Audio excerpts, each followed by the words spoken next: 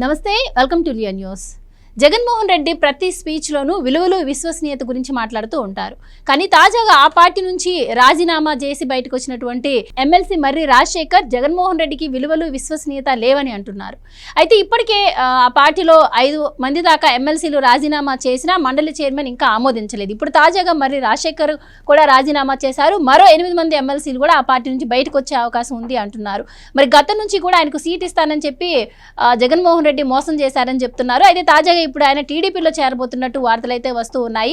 మర్రి రాజశేఖర్కు జరిగిన అన్యాయం ఏంటి, మరి ఆ పార్టీ నుంచి ఎమ్మెల్సీలు అందరూ కూడా బయటకు వస్తున్న నేపథ్యంలో మరి మండలిలో కూడా జగన్మోహన్ రెడ్డికి బలం తగ్గే అవకాశం ఉంది. మరి అసలు ఆ పార్టీ ఫ్యూచర్ ఏంటి అన్న విషయాలను తెలుసుకుందాం. మనతో పాటు ఉన్నారు senior political analyst Adusumilli Srinivas గారు. నమస్కారం సార్. నమస్కారం అండి. సార్, ఒక పక్క చూసుకుంటే ఎమ్మెల్యేలు అసెంబ్లీకి వెళ్ళట్లేదు, మరో పక్క చూసుకుంటే ఉన్న ఎమ్మెల్సీలు కూడా ఒక్కొక్కరుగా బయటకు వస్తున్నటువంటి పరిస్థితి. సో టీడీపీ గేట్లు తెరవాలే కానీ మొత్తం ఎమ్మెల్సీ కూడా ఖాళీ అవుతుంది, ఎమ్మెల్సీలందరూ కూడా బయటకు వచ్చేస్తారు అని చెప్పి వార్తలు వస్తూ ఉన్నాయి. సో అసలు ఈ రోజు మర్రి రాజశేఖర్, గతంలో చూసుకుంటే వాసిరెడ్డి పద్మ, ఇలా ఆ తర్వాత చూసుకుంటే బాలినేని శ్రీనివాసరెడ్డి, ఇలా చాలా మంది పార్టీ నుంచి బయటకు వచ్చిన వాళ్ళందరూ కూడా ఆ పార్టీ విధానాలు నచ్చట్లేదు, జగన్మోహన్ రెడ్డి బిహేవియర్ నచ్చట్లేదు అని చెప్పి చెప్తూ ఉన్నారు. సో ఎలా చూడొచ్చు అంటారు? జగన్మోహన్ రెడ్డి మాట్లాడితే మరి విలువలు విశ్వసనీయత అంటారు, ఏం చెప్తారు మీరు దీని గురించి? ఇప్పుడు జగన్మోహన్ రెడ్డి గారు వాళ్ళకి ఏమి లేవో అవి చెప్తాడు ఉన్నాయని, వాళ్ళు ఏం చేస్తారో అది ఎదటోళ్ళు, వాళ్ళు ఏం తప్పులు చేస్తారో ఎదటోళ్ళు అది చేస్తారని చెప్తాడు.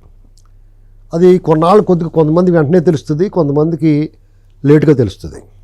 ఇప్పుడు చిన్న ఎగ్జాంపుల్ చెప్తాను నేను. ఎలాగంటే వీడు దొంగ అని ఎలా తెలుసుకుంటారో, దొంగతనం జరిగిందో ఓరేం ఈడేరా దుబ్బేయడం మన దగ్గర అనిపిస్తుంది.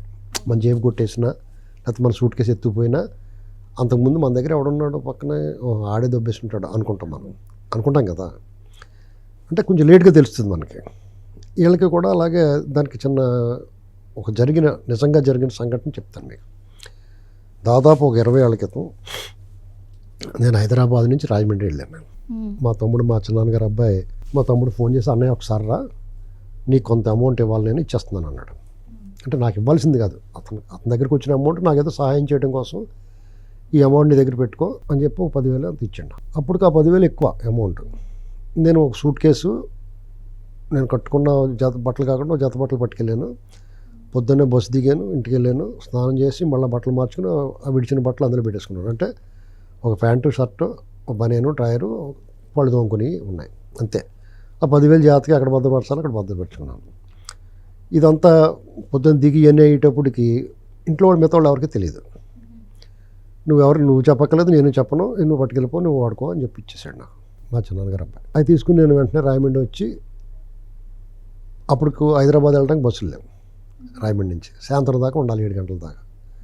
సరే ఎందుకు ఇక్కడ ఈ సమయం అంతా, అప్పుడు నాకు ఇక్కడ ఏదో చిన్న వ్యాపారం ఉంది, ఎంత తొందరగా చేరిపోదాం హైదరాబాద్ కానీ పని అయిపోయింది కదా, డబ్బులు అందేసిన తర్వాత ఆగడు కదా ఎవడున్నాయి. అక్కడి నుంచి విజయవాడ వచ్చేసాను. విజయవాడ వచ్చి 4 గంటలకి అక్కడ మధ్యలో భోజనం చేసేసి 4 గంటలకి హైదరాబాద్ బస్సు ఉంది, ఎక్కేసాను.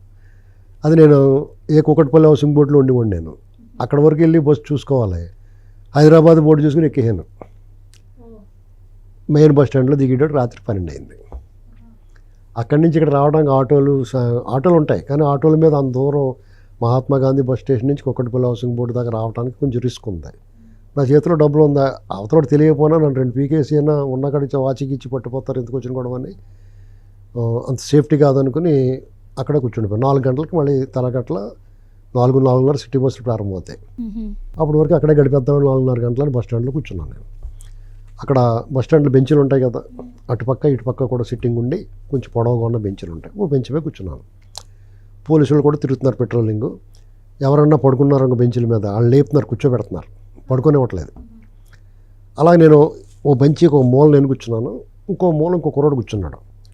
అప్పట్లో ఫోన్లు, ఆండ్రాయిడ్ ఫోన్లు లేవు, కానీ ఆ ఫోన్లలో మ్యూజిక్ వినే అవకాశం ఉందనుకుంటా. అది పెట్టుకుని చెవిలో పెట్టుకుని వింటున్నాడు, ఒక చిన్న ఫోన్లో పాటలు అయ్యే వింటున్నాడు. ఆ మూల కూర్చున్నాడు. ఈ సూట్ కేసు ఒళ్ళో పెట్టి కూర్చున్నాను నేను. నా వెనకాల ఒకడు కూర్చున్నాడు వచ్చి. ఒకడు కూర్చుంటే నేను ఏమన్నానంటే ఆడితోటి, ఇక్కడ కూర్చోకయ్యా అని చెప్పి నా సూట్ కేసు ఓపెన్ చేసి చూపించాను ఆడికి.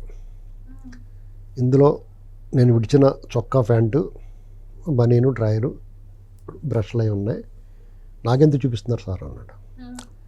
ఇందులో ఏదో ఉందనుకుని నువ్వు పట్టుకుపోతామేమో అని చూపిస్తున్నాను ఫస్టే, నా దగ్గర ఏమి లేవురా బాబు, 150 రూపాయలు ఉన్నది ఇంటికి వెళ్తానికి, ఇదిగో నా బట్టలు ఇయ్యే, నేను ప్రయాణం పని మీద వెళ్ళాను, మళ్ళీ ఇంటికి పోతున్నాను, ఈ సూట్ కేసు కట్టిపోతే నీకు అది నీకు ఎందుకు పనికిరాదు, ఆతలు పడతాం, నాకేమో 200-300 దండగా, అందుకని ముందే చెప్తున్నాను ఇందులో ఏమీ లేదని తెలుసుకో నువ్వు అంటే, ఇక్కడ నువ్వు కూర్చోకి వెళ్ళిపోన్నాను నేను, దీనికోసం కూర్చోకన్నాను నేను, మీరు భలేవారు సార్ అని చెప్పేసి అటే పక్కకి కూర్చున్నాడు, ఆడి పక్కకి, అక్కడ కూడా కూర్చోవద్దన్నాను నేను.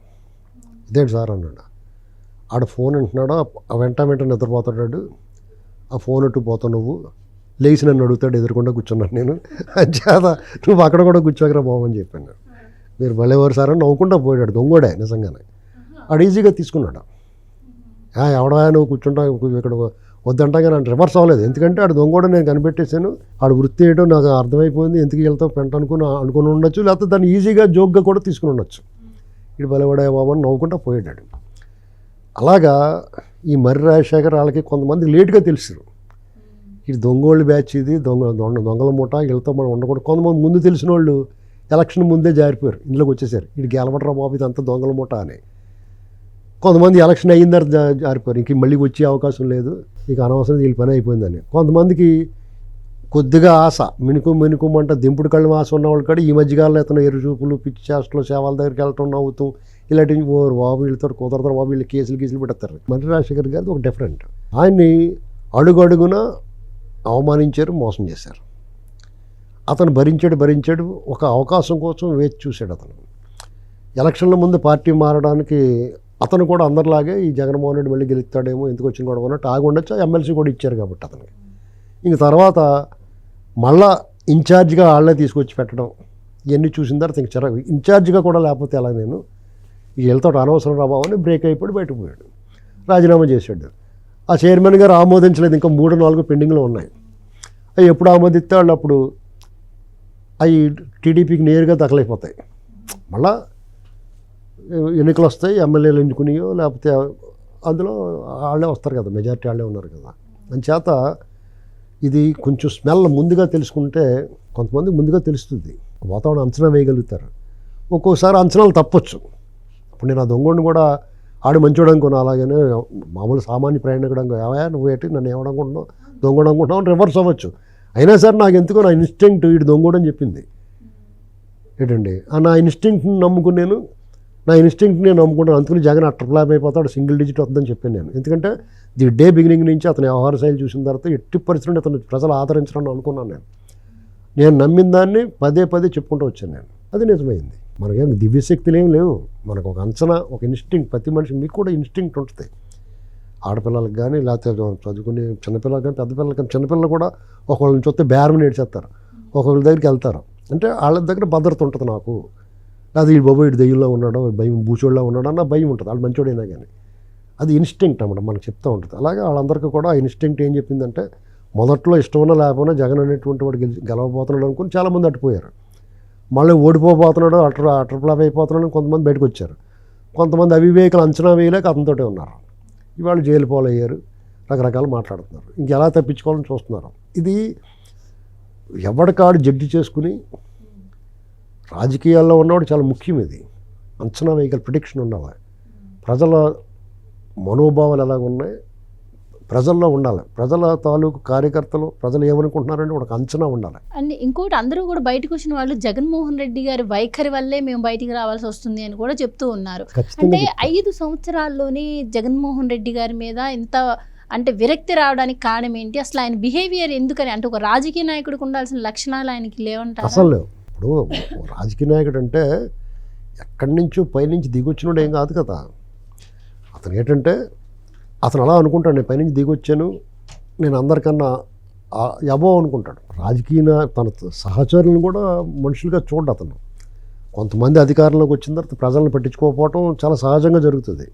కళ్ళు ఎత్తుమీకి వస్తాయి, అహంకారంగా దేవుడిని కూడా లెక్క చేయకుండా మాట్లాడుతూ ఉంటారు కొంతమంది. నేను దేవుడి కంటే గొప్పవాడిని అనుకుంటారు కొంతమంది. అంటే ఆ వదరబోత్తనం ఉంటుంది వాళ్ళకి. క్షవరం అయిన తర్వాత వివరం వస్తుంది, అప్పుడు పశ్చాత్తాపడతారా, ఇలా దీపమంటారు, అది వేరే కథ.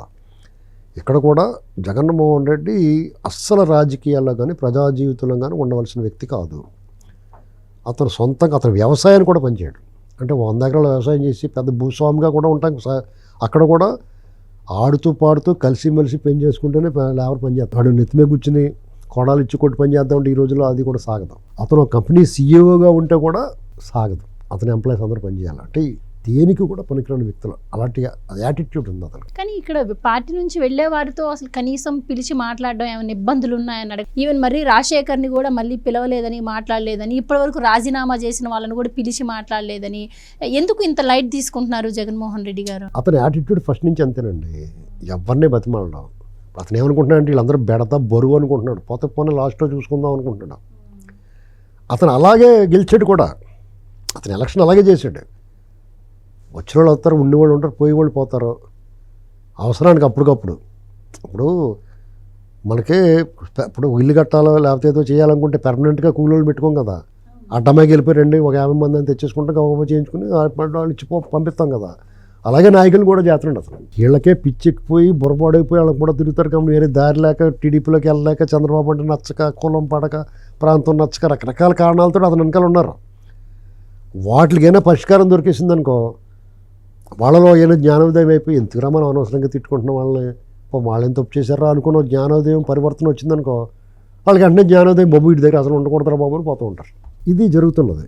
అంచేత జగన్మోహన్ రెడ్డికి కూడా అతనంత పైశాచికత్వం ఉన్నవాళ్ళు, అతనంత నేర స్వభావం ఉన్నవాళ్ళు వాళ్ళే మిగులుతారు. సరైన వాడు, రాజకీయం చేయాలనుకున్నవాడు, ప్రజలకు సేవ చేయాలనుకున్నవాడు, ప్రజలను మెప్పించి ఒప్పించి ప్రజల చేత డబ్బు ఖర్చు పెట్టినా సరే ఓట్లు వేయించుకుని గెలవాలనుకున్నవాడు ఎవరు అతనితో ఉండరు. ఒక గాలిలో అతనికి పని జరిగింది. ఆ గాలి ఆత్మాను పని జరగదు, అది ఒకసారి పని జరుగుద్ది. మరి చంద్రబాబు గారు కూడా గాలి వచ్చింది కదా అంటారు. ఇతనికి ఒక చరిత్ర ఉంది. ఏం చేశాడంటే అదిగో సైబరాబాద్ నిర్మించాడు, జనభూమి కార్యక్రమాలు చేశాడు, మీ సేవ పెట్టాడు, రైతు బజార్లు పెట్టాడు, ఐటీ ఇండస్ట్రీని డెవలప్ చేశాడు, నదులు అనుసంధానం చేశాడు, పట్టిసీమ కట్టాడు, అవి కట్టాడు, ఈ కట్టాడు, కియా తెచ్చాడు, ఇలాంటివన్నీ చెప్పుకుంటాం ఉంది. ఈయనకి ఏముంది?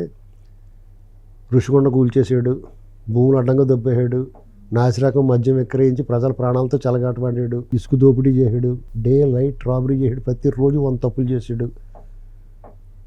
10-12 ఏళ్ళ నుంచి కోర్టుకు హాజరవ్వట్లేదు, ప్రజాస్వామ్యం పట్ల అసలు విశ్వాసం లేదు, రాజ్యాంగాన్ని గౌరవించడం, కోర్టుని బేఖాతరు చేస్తాడో, ఇలాంటి అవలక్షణాలన్నీ అతనికి ఉంటాయి. కాబట్టి అతనికి మనం అందరం కూడా ఈ సమాజం నుంచి, రాజకీయాల నుంచి అతను తొలగించాలి. ఆ పని ప్రజలు చేశారు. ఇప్పుడు వీళ్ళు ఏం చేయాలంటే అతను చేసిన తప్పులకి శిక్షగా ఖైదు చేయాలి. వ్యవస్థలు కూడా కులము, మతము, సిల్లరే చూసుకుని ఇటువంటి వాళ్ళు వదిలేస్తే ఎప్పటికైనా వాళ్ళకి కూడా ప్రమాదం ఉంటుంది. మొన్న ఒక ఫైర్ యాక్సిడెంట్ జరిగిన ఒక చోట ఆర్పడానికి వెళ్తే ఇంటి నిండా డబ్బులు కట్టలు దొరికినాయి అంట. ఏంటండి అంటే అగ్ని ప్రమాదం, అగ్నిదేవుడు ఆహుతి అయితే తప్ప ఆయన నాలికి తెలుసుకుని ఇలా మంటలేటైతే తప్ప దొరకట్లేదు వాళ్ళు.